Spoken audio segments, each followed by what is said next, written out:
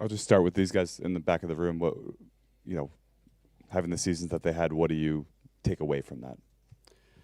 Yeah, I mean, this is a special day for the organization. Certainly a special day for these deserving award recipients. I mean, all of them, whether it's on the field, off the field, showed, I think, considerable career development, and that's really what this is. Obviously, on the field, it's producing at a high level and rising through our system, or putting yourself in a place to continue to rise through the system.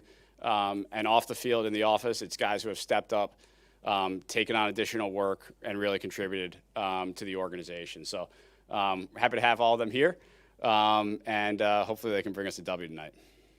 As far as the team in general, setting even aside your president of baseball operations glasses, just how are you feeling as a Mets fan going into this final 9 games of the season? I try to keep my president of baseball operations glasses on. I think probably do a better job in this seat when I'm looking at this through that vantage point than as the Mets fan. But this is a fun season, and it's a fun time of year. I mean, this is regardless of what seat you're sitting in. This is where you want to be, and we're all going to enjoy it. It's going to continue to be a roller coaster. These are not smooth. There are never smooth paths, smooth sailings, whether it's now or into October. There are really high highs, and there are heartbreaks as well. And we're at the point of the season where the emotions are heightened in both directions, and that's a really good thing. Tim? Following up on Anthony's first question, for Brandon Sprode and Nick Morabito, your 2 players of the year in-house, what do you take away from their seasons? Yeah, I think both of them have added different elements to their game and continued to progress. I think in the case of Brandon, I mean, really rocketing through a system in the way that he has this year is pretty impressive, to the point where Brandon doesn't know about this, but a couple press conferences ago when I was here, the press conference pretty much revolved around you, and there were so many questions about you that I ultimately had to steer it in another direction. And then in terms of Nick, I think continuing to make that incremental improvement. We're talking about one of the most dynamic athletes in all of minor league baseball, and adding the skills to go along with that incredible athleticism puts together a really exciting package for us to think about going forward. In player development, what is the value of struggling occasionally? Look, I think it's the value is moving past the struggles, right? The value is seeing that adversity and then fighting through that adversity, and understanding that is a part of this game. That failure is a part of this game, and we have to move past it, overcome it, and then get back to performing at the level that we know we can perform at. Mike? David, how impressed are you with the manner the team's held it together with Francisco and with Lindor sidelined here? Yeah, it's been a continuation of I think what this group has done all year. Whenever someone has gone down, whenever we've needed someone to step up, whenever it feels like backs have been against the wall a little bit, someone else has stepped up. And we've seen that again, and it's not really a surprise to me at this point. And are you fairly optimistic here that at some point, whether it's tomorrow, 3 days from now, 5 days from now, he's going to be playing for the team again this season? Yeah. Laura?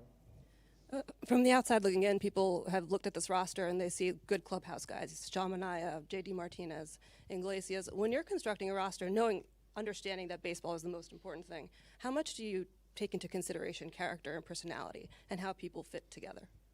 Yeah, I think, look, character and personality are important, and we want people, not only players, but coaches and everyone around the team who care about the right things, who care about winning, who care about each other. How it all fits together is really tough to predict, and how a group actually comes together over the course of the season is really tough to predict.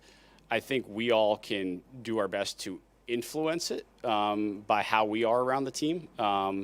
It's a big job of the coaching staff, and they've done a great job of that this year. But how it all actually meshes can be tough to foresee sometimes. Howie? You know, just kind of piggyback on that a little bit, David. When you put this team together in the spring, whether it was in the infield or the bullpen, I mean, it seemed that there was a little bit of trial and error, figuring out who fit and who didn't for whatever reason. And then as this thing progressed and the stability that you have now took place, is that atypical of the kind of sort of galvanizing that you've seen in your career? Or, you know, things come together through attrition over the course of a year. But is this an unusual example of that to you? Not necessarily. I think good teams go through evolutions over the course of the year, and rosters evolve over the course of the year. I always talk about, like, there are seasons within seasons. There are things that happen in April and May and June of a season that by the time you get to September and October, you can barely remember. And when you think about them, you're like, wow, that was actually this year. So I think the most important thing in any season is to just keep moving forward, and keep giving yourselves the best chance on any given day. And our group has done a great job of doing that. Abby? Since we're on the topic of player development a little bit, how do you evaluate the pitching pipeline, where it's at right now? What do you like about it, and maybe where do you hope to see it improve? Well, I think what we've got right now is we have depth throughout our system. If you look at any level of our system right now, we feel like we've got really quality arms. And that's exciting, and that, I think, is the mark of a healthy system, where it's not just pockets, it's up and down the group. You can walk into any one of our clubhouses at any affiliate, look around and see some really talented arms, and that hopefully means that we're going to see some of those guys here in New York pretty soon. What have you thought of Luis Angel Acuna so far? I mean, I know it's a small sample size, but he's already had a few impactful games. Yeah, I mean, that's sort of the major league start anyone would dream of, right? He comes up in a pennant race, performs immediately in a pivotal role.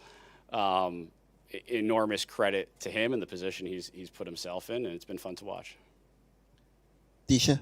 Hey, David, just kind of two on Acuna. Was there anything in the minor leagues that showed you a glimpse that he could be better the way he has been under the lights in major league games? I think it's always tough to predict that someone is going to perform even better at the major league level than they perform at the minor league level. I think what we had confidence in was the poise, and that the moment wasn't going to be too big for him. He's a very poised individual. You know, sometimes you talk about like a low heartbeat, like the moment's not going to be too big for him. He's not going to be nervous. He's excited to be here, and he believes he can perform in this environment, and clearly he has. And assuming Lindor comes back in the next few days, how do you view his role on the team? And is there trepidation in maybe giving him less playing time given the way he has been playing? Look, I think when you have a healthy Francisco Lindor,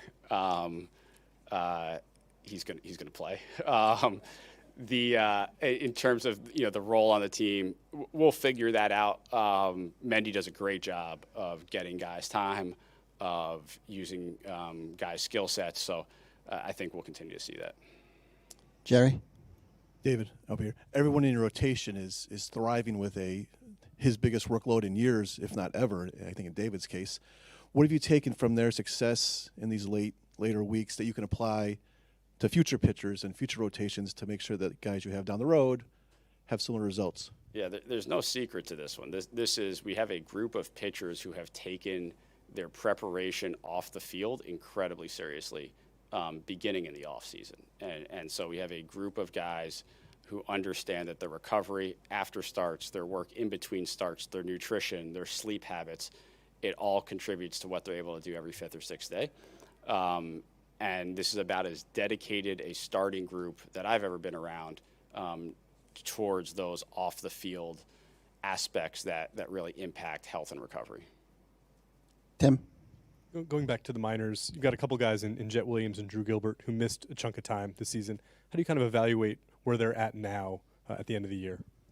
I'm glad they're both playing healthy now, and both of them are swinging it pretty well right now also. So you never like to lose significant playing time, significant development time for prospects. Those guys had rough injuries, but both worked hard to get back. And I think that will benefit them as we head into the offseason, and then ultimately once they get back into a full season next year. Will they be able to have kind of just the normal offseason going forward? Yeah, they're fully healthy. They're fully healthy. Mike. David, right here, Carlos mentioned that as long as Senga comes out of tomorrow at Syracuse, okay, that he would be at least a candidate in some role on Friday or this weekend in Milwaukee.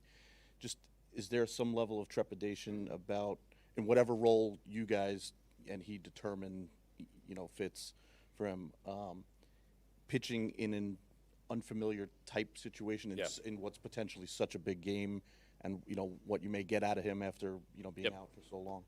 Yeah, I think before we put him in any major league competition, we're going to make sure that we have confidence that he's ready to go, and frankly, most importantly, that he has confidence that he's ready to go. So we'll see how things go tomorrow. We'll see him when he gets back here. We'll talk to him. We'll evaluate. We'll see how things go this week, and then we'll make a decision whether it's next weekend in Milwaukee or beyond. I think we understand these situations are always fluid, and we don't have to make a decision until we have to make a decision. Andrew. Understanding there's obviously still a week left, what can you say about what Mendy has brought to the table in the pressure of playoff environment here? Yeah, I think what Mendy has brought to the table in the pressure of playoff environment is the exact same thing Mendy has brought to the table the entirety of the season, which is incredible consistency for who he is, authenticity as a leader and as a person, and it's been a lot of fun to work with him. Tim. Following up on Senga, given how careful you are with injured pitchers generally and Senga specifically, what would make you comfortable bringing him back after one very short minor league start? I think it's a variety of things. It's player feedback. We'll have testing that we can do. We'll be able to evaluate his recovery over the next week. And then ultimately we have to make a judgment call as to what's best for the team. Laura. When you talk about the rotation's focus on strength and recovery, was that something that started with one particular pitcher, or was there an organizational push to make sure that this was happening? I think it's really something that our medical and strength and conditioning group, along with our pitching apparatus, has really pushed and has done a really good job of, the first call that Luis Severino had was with our performance group. And ensuring that we were on the same page of what his offseason was going to look like. He spent time with them. He was very inquisitive and incorporated our group's recommendations into his offseason programming. And he and the rest of the group have been incredibly diligent throughout the season. Jorge. David, just back to Francisco. Backs can be very tricky, back injuries, and I understand he wants to play and you guys are at your best when he's in there and healthy. But if you guys keep winning, is that a factor in terms of the level of urgency in which you will put him back in there? If you guys keep winning and you guys maybe hold out on him, bringing him back and maximizing, making sure he's healthy for the rest. Yeah, so player health is the priority always, and that will remain the priority. Once the player is healthy and ready to play, he's going to be back in there. This is Francisco Lindor, so we want him in there and we want him in the lineup. Everybody good? Thank you, David. Thanks. At this time.